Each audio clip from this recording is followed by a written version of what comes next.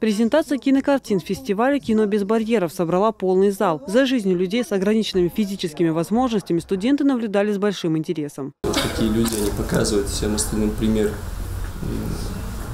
силы духа, потому как никакие обстоятельства, по сути, не даются людям, если из них нет выхода, поэтому это учит нас не прогибаться. Особое внимание зрителей заслужила работа Зайнаб Батукаевой. Ее фильм «Встань и иди» повествует о чеченском юноше Мовсаре Саламове, грозненском рэпере и авторе собственных песен, прикованном к инвалидной коляске.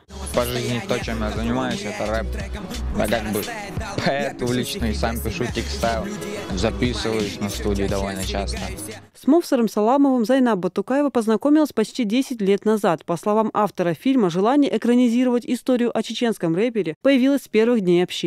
На съемочной площадке сработались сразу, рассказывает Зайнаб.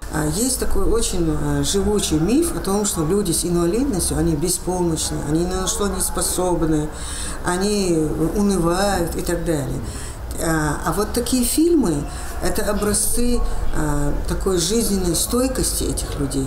В конкурсной программе Международного кинофестиваля фильм «Встань и иди» принимал участие в 2012 году. Тогда из 150 работ со всего мира фильм о чеченском юноше произвел на зрителей особое впечатление. Вскоре короткометражку показали в эфире ЧГТРК «Грозный». Это человек, у которого сила духа намного крепче, нежели у меня, например.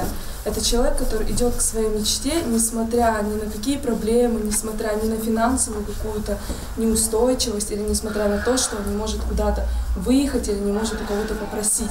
Он идет к своим целям, как он сказал, даже несмотря на то, что он не может ходить. Среди картин работы новичков и профессионалов, от 6-минутных короткометражек до полуторачасовых фильмов. Но для авторов главное не хронометраж, а восприятие зрителя. Елизавета Чепханова, Юнадий Шалаев, Абубакар Абазов. Новости.